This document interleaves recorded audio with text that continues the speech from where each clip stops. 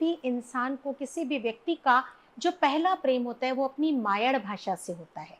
और ऐसा आपको कोई व्यक्ति नहीं मिलेगा जिसने कभी किसी अवसर पर अपने संपूर्ण जीवन में 2-4 बार कोई ठुमके नहीं लगाए हों। उन गजलों को, उस पोएट्री को जिंदा किया जा रहा है कि गीतों की चादर ओढ़ी और गीत बिछाकर सो गए, कुछ ऐसे दीवाने निकले जो गीतों के ही हो गए। दोस्तों नमस्कार। भावों की अभिव्यक्ति, अपने शब्दों की अभिव्यक्ति या किसी भी प्रकार से अपने मन में उत्पन्न विचारों को हमें संप्रेषित करना हो, किसी दूसरे तक पहुंचाना हो तो हम भाषा का सहारा लेते हैं। और मुझे लगता है हिंदी इसमें सबसे ज्यादा सुकून देने वाली भाषा है।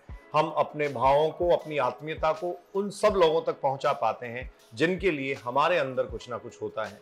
कहीं ना कहीं किसी न किसी जज्बात को शेयर करते समय, बांटते समय, एक दूसरे के साथ साझा करते समय हमें भाषा जरूर प्रभावित करती है। कुछ शब्द ही तो होते हैं जो हमें किस ओर से किस ओर तक ले जाते हैं। कुछ शब्द ही होते हैं जो हमें एक दूसरे से जोड़ देते हैं। कुछ शब्द ही होते हैं जो जन्म जन्मांतर के रिश्ते बना देते हैं। शब्दों की बुनियाद पर लोगों का जीवन चलता है, शब्दों की बुनियाद पर रिश्ते टिके होते हैं और शब्दों का खेल इतना गहरा है कि शब्द जो है वो जीवन बन जाते हैं। हिंदी दिवस के दिन मैं आप सब लोगों को अभिव्यक्ति के माध्यम से एक ऐसी शख्सियत से मुखातिब करवा रहा हूं जिन्होंने अपने जीवन के 30 वर्ष सक्रिय रूप से हिंदी के अध्यापन में लगाए हैं और हिंदी की महत्ता को बच्चे बच्चे तक पहुंचाने का काम किया है। आदरणीय अनुपमा सक्सेना मैम मेरे साथ हैं, जो हिंदी साहित्य की प्रोफेसर तो हैं ही, साथ में अभिव्यक्ति मंच के माध्यम से बहुत सारे कला और संस्कृति साहित्य जैसे मंचों के माध्यम से आम जन तक हिंदी और रचनात्मक कार्यों को पहुंचाने का काम करती हैं। मैं इस चैनल के माध्यम से मैम का बहुत बहुत स्वागत और अभिनंदन करता हूं और आप सबसे मुखातिब करवा रहा हूं आदरणीय मैडम को, जो आपको हिंदी के बारे में, हिंदी की महत्ता के बारे में और हिंदी कैसे जीवन में उतरती है, हिंदी कैसे शब्द संसार बन जाता है, ये आपको बताएंगे। नमस्कार। सबसे पहले तो हिंदी दिवस के इस शुभ अवसर पर मैं अभिव्यक्ति के सभी दर्शकों और श्रोताओं को हार्दिक अभिनंदन प्रेषित करती हूँ।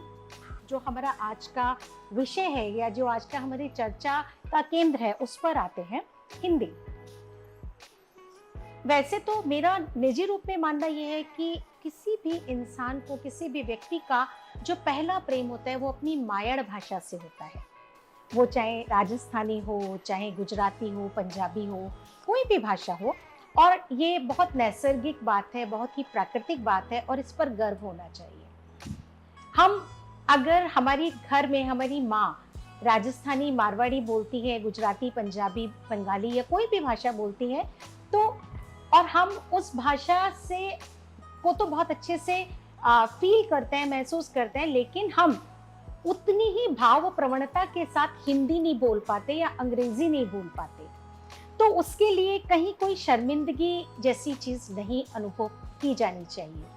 क्योंकि अपनी जो हमारी मायड़ भाषा है, जिस भाषा में हमारी माँ बात करती है, जिस भाषा में हमारे घर में वार्तालाप होता है, दरअसल वही भाषा हमारी संवेदनशीलता की अभिव्यक्ति का सबसे सशक्त और सर्वोत्तम माध्यम होता है। हम जैसे आप मुझसे बात शुरू करें तो मैं, अगर मुझे कोई बात कहनी है या मुझे कुछ महसूस होगा तो मैं किसी भी प्रश्न का उत्तर पहले हिंदी में सोचूंगी, क्योंकि मेरी मायड़ भाषा हिंदी है। मैं हिंदी में सोचूंगी। अगर मुझे अंग्रेजी में बात करनी है, अंग्रेजी में जवाब देना है, तो मेरा मस्तिष्क उसका ट्रांसलेशन, उसका तर्जुमा, उसका अनुवाद करेगा और फिर वो आप तक पहुंचेगा।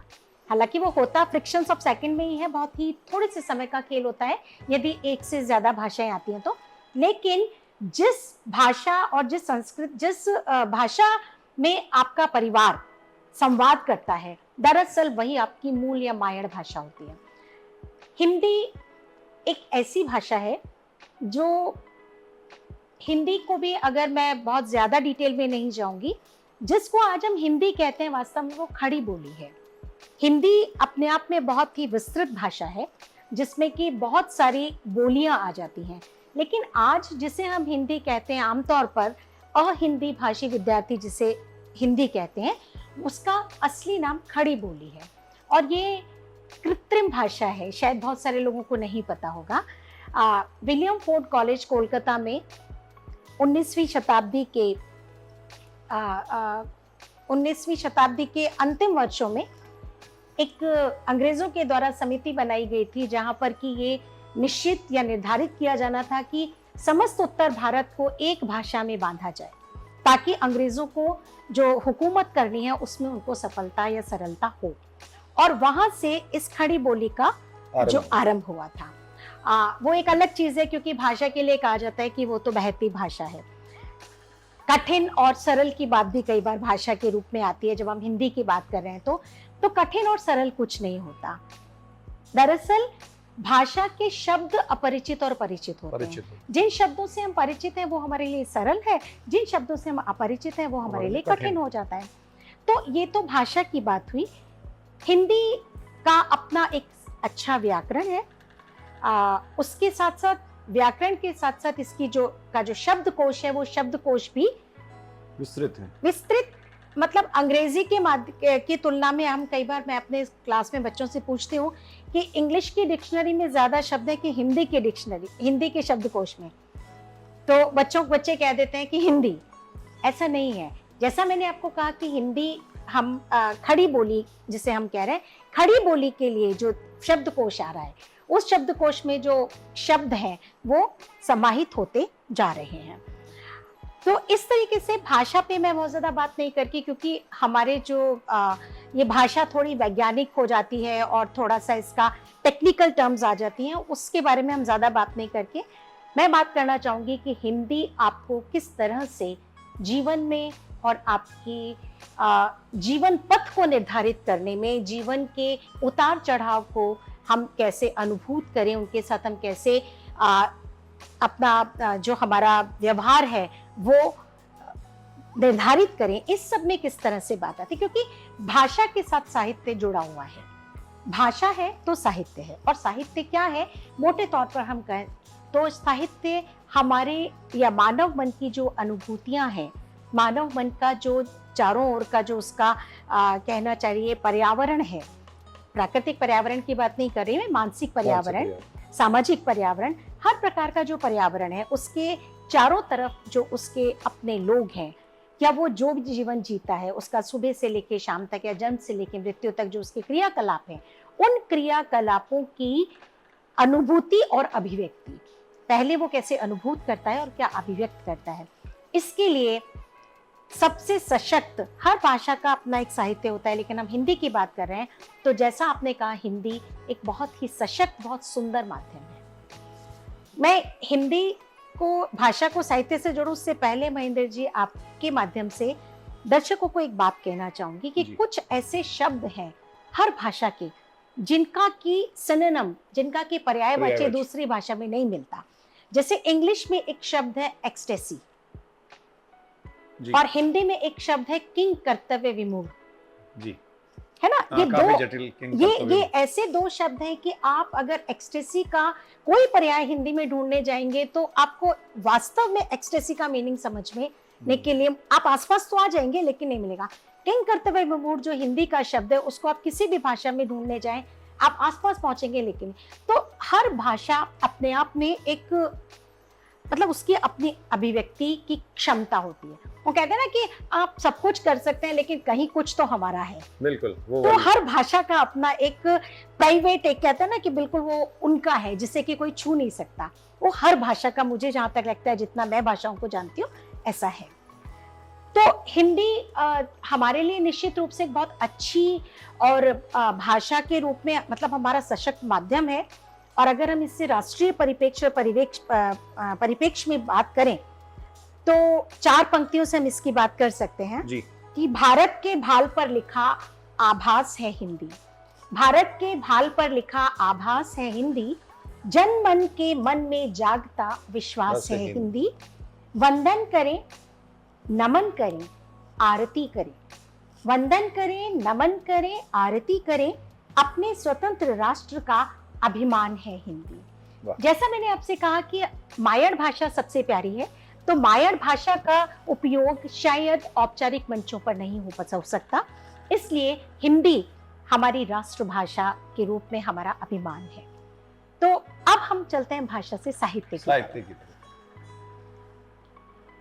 साहित्य एक ऐसी चीज है जिसे कि हम अनुभूत तो हर व्यक्ति करता है, लेकिन साहित्य क्या है या साहित्यकार कैसे बनते हैं या साहित्य कैसे रचा जा सकता है। जैसे कहते हैं कि गाना, नाचना, लिखना ये सबको आता है, ऐसा कोई नहीं होगा। आप शायद ही कोई ऐसा आपको इंसान मिलेगा जिसने अपनी पूरी जिंदगी में 2 लाइन अपने आप से कभी ना लिखी हो। बिल्कुल, हाँ, कहीं ना कहीं कुछ ना कुछ।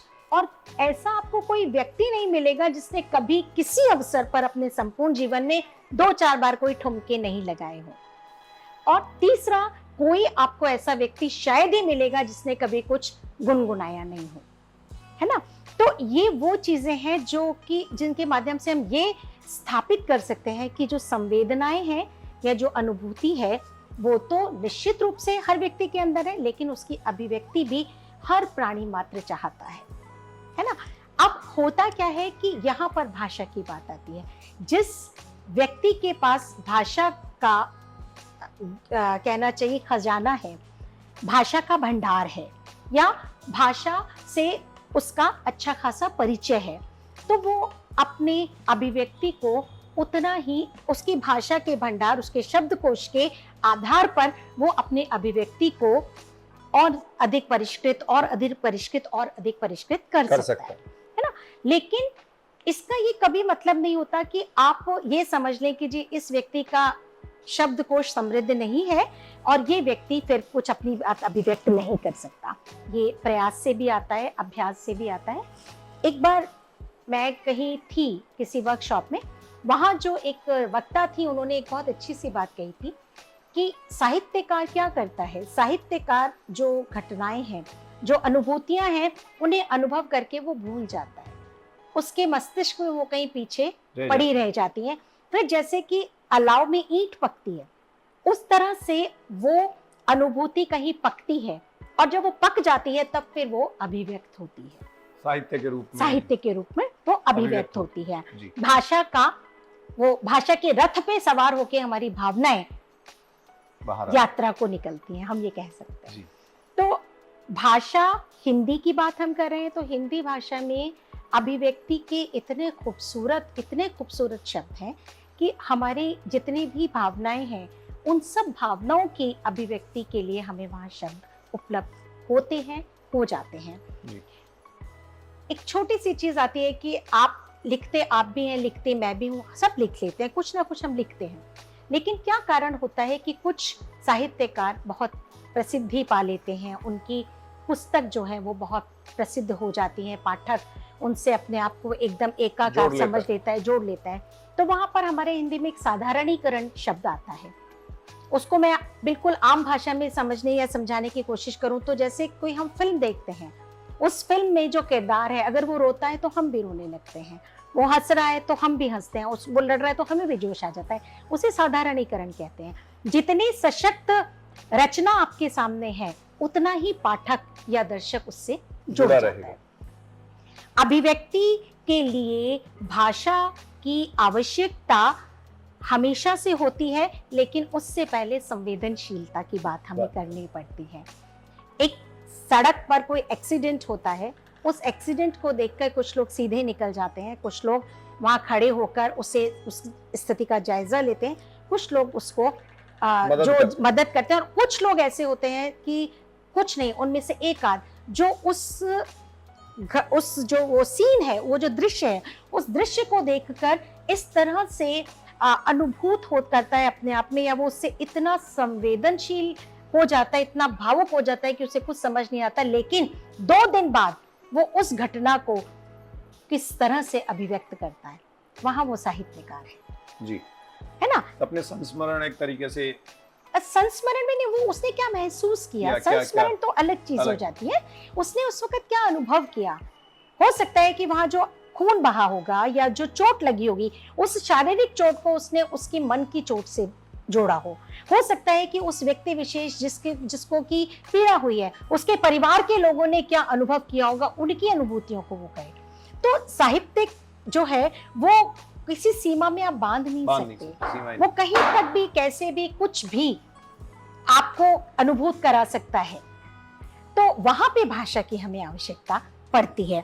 फिर एक चीज है कि आपको कुछ अभिव्यक्त करना है, अपनी बात कहनी है, आपको अब बात कहनी है, आपको ये भी पता है आपको क्या कहना है, लेकिन क्या आप सही तरह से उसे संप्रेषित कर पा रहे हैं, आप अपनी बात को मुझ तक पहुंचा पा रहे हैं?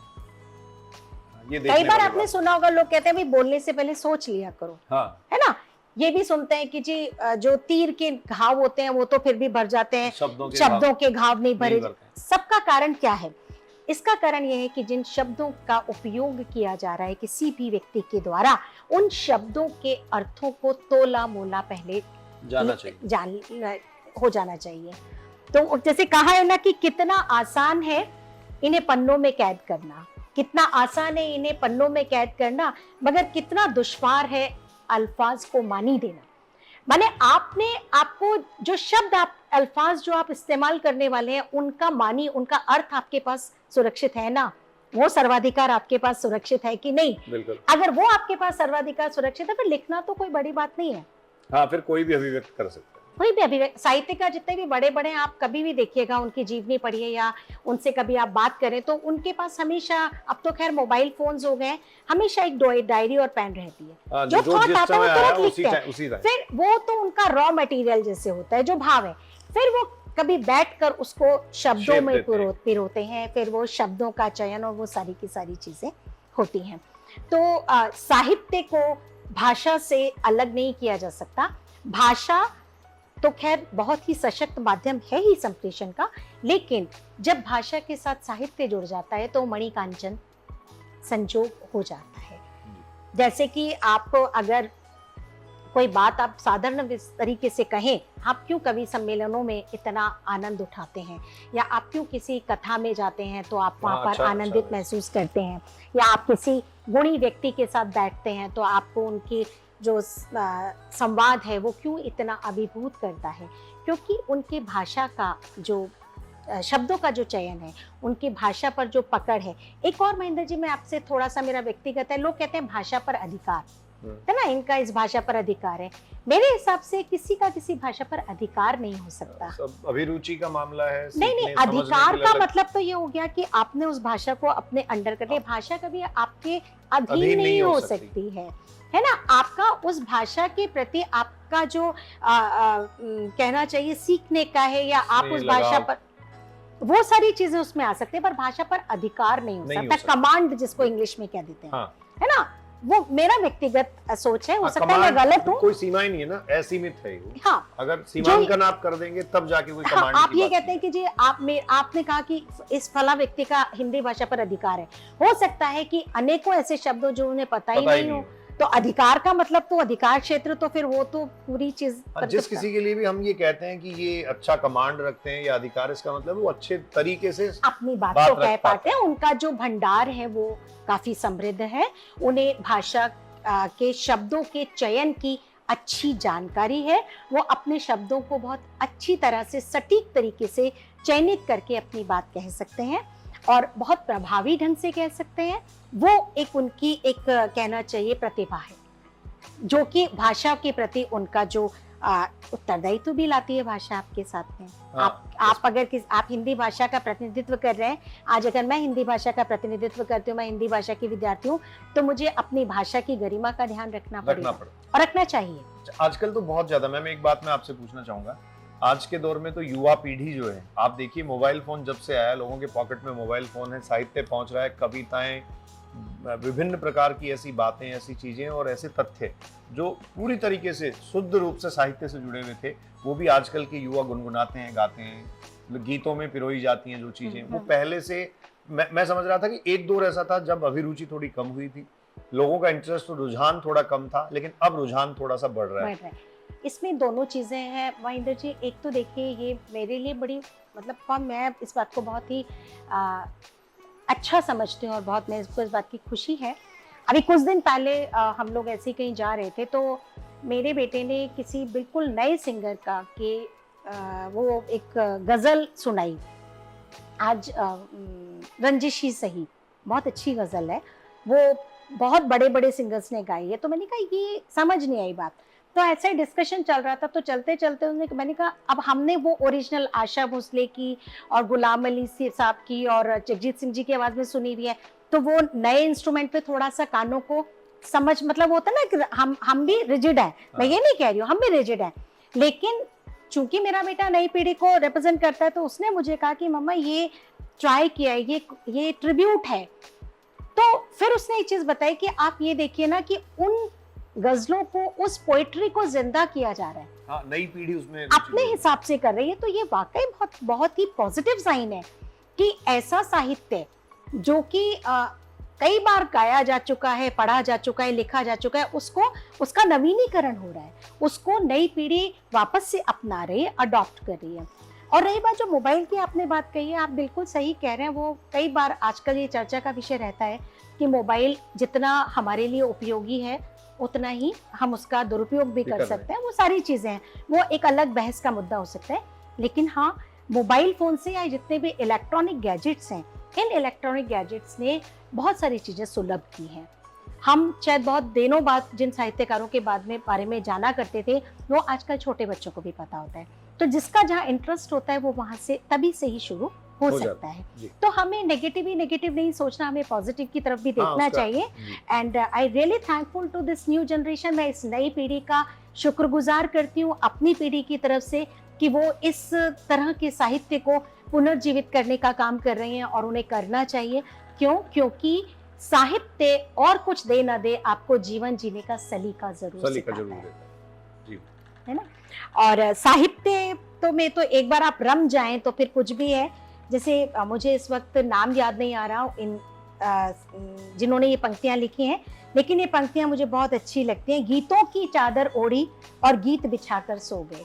गीत से आप यहाँ साहित्य से ले सकते हैं कि गीतों की चादर ओढ़ी और गीत बिछाकर सो गए, कुछ ऐसे दीवाने निकले जो गीतों के ही हो गए। माने आप साहित्य में रम गए तो फिर सारा जीवन ही साहित्य है। और भावनाएं अगर नहीं है तो मानव नहीं है, और भाषा नहीं है तो भावनाओं की अभिव्यक्ति नहीं है, अभिव्यक्ति नहीं है, संप्रेषण नहीं है, तो आप और हम माने संपूर्ण मानव समुदाय जो है वो एक दूसरे से किसी भी तरीके से जुड़ा हुआ नहीं हो सकता। मैडम की बात को मैं थोड़ा सा आगे बढ़ाऊं। मैडम कहना चाह रही थी जैसा साहित्य के बारे में, जो उतर गया सो डूब गया, जो डूब गया सो पार हो गया। बहुत समृद्ध हैं आप साहित्य में, बहुत समृद्ध हैं आप भाषा में, आपका भाषा कौशल अद्वितीय है और आपने बहुत सारी चीजें हमारे सामने रखी। खैर, आज के दौर में हम भाषा के सरलीकरण को, जैसा साधारणीकरण आप कह रहे थे, उस पर हम जोर देते भी हैं और उसी चीज को हम समझ पाते हैं। लेकिन युवा पीढ़ी और नए लोगों के भाषा में और साहित्य में जो रुचि है, उससे मैं भी अभिभूत होता हूँ, मुझे भी अच्छा लगता है। व्यक्तिगत रूप से हिंदी जानना, हिंदी समझना और हिंदी में चीज़ों को पढ़ना अपने आप में बहुत सुखद और आनंददायी होता है। आप इसी तरीके से हमें आशीर्वाद देती रहें। हाँ, मैं एक छोटी सी चीज आपके साथ और शेयर करना चाहती हूँ। आपके माध्यम से मैं हिंदी की विद्यार्थी होने के नाते आज हिंदी दिवस के अवसर पर ये जरूर कहना चाहती हूँ कि भाषा को प्रदूषण से हमें बचाना चाहिए। प्रदूषित होने से। हाँ, ये बात ठीक है कि कुछ ऐसे शब्द हैं जो हमारी हिंदी भाषा में दूसरी भाषाओं के इतने रच बस गए हैं कि उन्हें हम अपनी भाषा से अलग नहीं कर सकते हैं। लेकिन फिर भी हमें ये कोशिश करनी चाहिए कि हम भाषा को प्रदूषित होने से बचाएं, है ना। हिंदी को हिंदी ही रहने दें, अंग्रेजी को अंग्रेजी ही रहने दें, ठीक है। और उसके साथ साथ में थोड़ा सा प्रयास हमें ये जरूर करना चाहिए कि जिस भाषा को हम उपयोग कर रहे हैं, जिन शब्दों का हम उपयोग कर रहे हैं, वो शब्द अगर सामने वाला हमें बोलेगा तो हमें कैसा लगेगा। हाँ, आजकल ये संदूषित तो है क्योंकि कई सारी चीजें हैं, नए प्लेटफॉर्म आ रहे हैं, ओटीटी प्लेटफॉर्म पे चीजें आ रही हैं। यहाँ पे मैं आपसे एक छोटी सी चीज कहूंगी, देखिए बहुत सारी चीजें होती हैं दुनिया में, सब कुछ है, लेकिन आपको क्या चुनना है ये आप पे निर्भर करेगा। आप किस सारी चीजों को हटा नहीं सकते। हम बाजार जाते हैं, पूरा का पूरा कहना चाहिए शोरूम कह लीजिए या सुपर मार्केट है, सब कुछ है वहां पर। एक चीज के आपको 50 ब्रांड मिलेंगे, चुनते तो आप ही है ना। तो हमें, हमारे बच्चों को भी और हम लोगों को भी, सभी को ऐसा कुछ सोचना चाहिए कि हम अपना जीवन किस तरीके से जीना चाह रहे हैं और हम कैसा अनुभव करना चाहते हैं, वैसे ही हम सामने वाले को देने की कोशिश करें। यही मेरा कहना है। जी मैम, आपने बहुत खूबसूरत तरीके से भाषा और साहित्य के समागम को, भाषा और साहित्य के संयोजन को सबके सामने रखा। मैं चाहता हूं कि इसी प्रकार से मौके बेमौके बहुत सारे मुद्दों पे, बहुत सारी चीज़ों पर बात करने के लिए, दर्शकों से जुड़ने और मिलने के लिए आप हमेशा हमारे बीच बनी रहें। आपका आशीर्वाद, आपका स्नेह, आपका दुलार हमेशा हमें मिलता रहे। हिंदी भाषा के विद्यार्थी के रूप में भी और अभिभावक के रूप में आप हमेशा हमारे साथ रहें। बहुत बहुत धन्यवाद। नमस्कार। धन्यवाद।